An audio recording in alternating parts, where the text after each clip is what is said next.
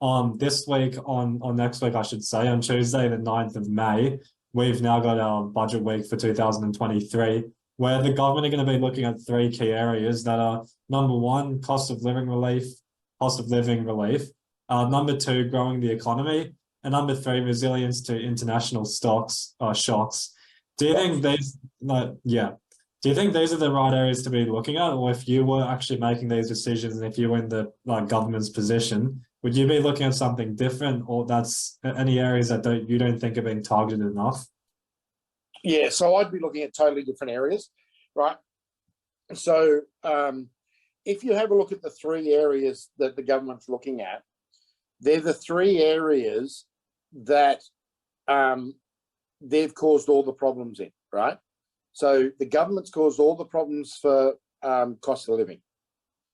So to solve cost of living, get rid of the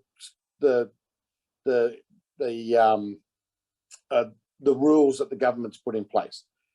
To grow the economy, which is never going to happen if you get rid of cheap energy and all that sort of stuff, and force wokeism and crap on people. So government, the reason that the economy is not growing how the government wants is because the government's interfered in that. The reason that we don't have resilience to international shocks is because, once again, the government's problem. So how is throwing more government at a government-induced problem going to solve the problem? It makes no sense. So the areas I'd be looking at is one, government, the complete restructure of our government. And now I'm not talking about getting rid of the three levels and all that sort of stuff, because that takes more constitutional change than what we can actually handle. And for all those out there that say we should get rid of the states, go read the fucking Constitution, please. Our entire country is formed around a federation of states, so the states retain all the power, right? And if you don't understand that, you're a fucking moron. Go read the Constitution and actually work out how this country works. The second stage is the federal government has so much overlap, and it's so far outside of its purview of what it should be doing, is that it's costing us tens, if not hundreds of billions of dollars a year in waste, right? We've got more money flowing in through our tax system now that we could be a country of zero income tax and still have more money, right, than is what's needed. We waste so much money in education, in health, in everything, that we've got shit infrastructure because government is in the road. So that's the number one thing. Restructure government, right? The machinations of government, not the tiers of government. The second thing that I'll be looking at is, one, our tax system. Redevise our entire tax system and our entire philosophy so that Australia was the largest tax haven and store of wealth anywhere in the world. We would make Switzerland basically look like modern day Germany. It would be, we would be so far ahead. Every billionaire in the world would have bank accounts here. They'd have holiday homes here. They'd have all their private jets registered here. They'd have their super yachts hanging out here. Why would that be? Like, what would separate Australia from places like Switzerland? For the simple fact is, the way that I would structure the tax system would be around a VAT or a GST on transactions, but a very low rate. So I'm talking 2.5%, 3%, but it is on everything. Every time a transaction happened, there'd be so much money flowing in the government, you wouldn't know what to do with it, right? So you could have super good, there'd be no income taxes, there'd be no corporate taxes, right? There'd be no stupid state tax, there'd be no taxes on property and all that sort of stuff. The modelling for this, by the way, people, has already been done. And it's already been proven that it could happen for somewhere like Australia. The reason that it won't is You got self-interest from unions, you got self-interest from lawyers, you got self-interest from accountants, right, that rely on the complexity of government and the complexity of the regulations. Hong Kong's tax system is basically 12 pages, with 9 of those pages the definitions and the introduction. Right? That's the type of simplicity that I would see.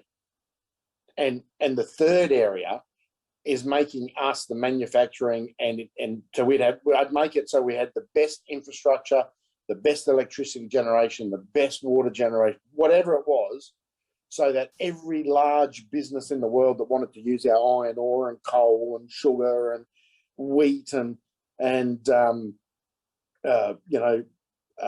wool and that, there would basically be very little.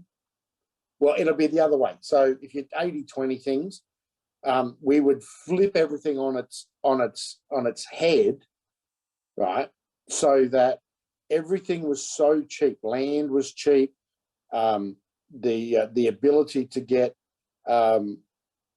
energy and all that sort of stuff was cheap. Because we've got a low population, you're going to have high robotics or automation for this sort of stuff, which means that you end up with an upskilled in population automatically. So your education systems are going to be designed to cope with it and so forth. So you would end up with a society and a country that would be geared up to ship steel rather than iron ore. That would be shipped up to ship wheat, so flour and bread mixes and all that sort of stuff rather than wheat. You would send all the defined glucose and all that sort of stuff that they make from all these products. It would all be done here. So all the processing, we'd make aluminium here again. We'd make steel here again. We'd make glass here again. And we would be, because the raw materials are here. We've got the coal, we've got the gas, we've got the iron ore, we've got the alumina, or the bauxite. We've got rare earths, we've got the sand and silicas and all that sort of stuff needed for high productivity glass, right? So the glass in your iPads and all that sort of stuff, it all comes from what we use, what is mined here in Australia, but it's made in Japan or Slovakia or somewhere, because we're stupid enough to do it. We've got the coppers, the nickels, the cobalts, the lead, the zincs, the silver, the gold, the bronze, you name it, we have it here, right? And we've got it here where if we're smart enough, we should be producing it here. But the likes of Twiggy Forest and that, ship it offshore as quick as they can dig it out of the ground, right? Because it's cheaper and easier for them to do that than try and build up an industry here because of the regulation and bullshit. The problem with all that is we're going to have so many out-of-work politicians. What do we do with them? We're going to have so many out-of-work lawyers, accountants, tax department people, public servants. What do we do with them? Most of them you would never feed, right? Because they're that useless. They're that brainwashed into the crap way of thinking. So I have no hope for the May 9 budget delivering anything of sensibility. And the RBA's rate increase today basically was a slap in the face to the government to say, hey, you're fucking up. If you read the announcement, I expect that where I didn't before, I thought we'd cap out around now 3.84. I think the RBA thinks because of the government's fuck ups and the way that it's handling the economy, that we're going to see mid-4s from the RBA, unless there's political intervention. Plus, you've got an RBA governor now who basically just wants to stick it to the government because the way the government's treated him. It's you know, I look at it and go, these people are so out of touch. They have no idea around what they should be doing, but they're collecting fat paychecks. They're getting everything handed to them. You know, they're not out on the street, you know, fighting day in, day out to keep businesses alive. So yeah, about the only good thing, and this might sound weird coming from me, the only good thing that I may see come out of the budget is super is paid at payroll. It's something that I've implemented before in businesses, and I think it's a good thing. I think it's a really good thing with business, because it means that your cash flow, you can work your cash flow better rather than trying to find large lump sums all the time for it. So paying it on a weekly basis means you've only got to find, what's that, a week? So 1/12 the amount every week, rather than trying to find the whole lot at the end of a quarter. So that was about the only sensible thing that I've heard so far out of the budgetary leaks. And Labor think that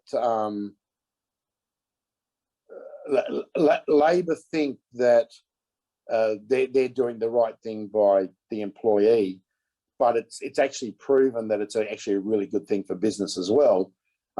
Even though it raises your costs in a week by 10%, because I think that's what super is. Super's 10%. But over the long run, it's better for a business's cash flow.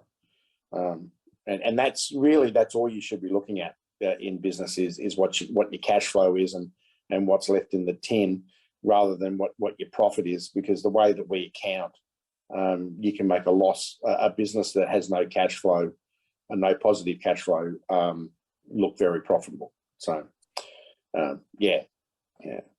At least we had at least something good came out of it then.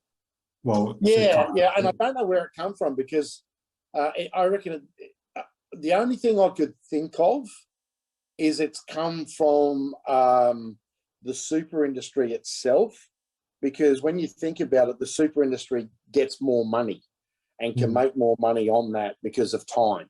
So they've got more money for a longer period of time. Yeah, that makes sense. It's actually better for people with super accounts, because the same thing happens. You put money in, theoretically, you should get better returns over a longer period of time. So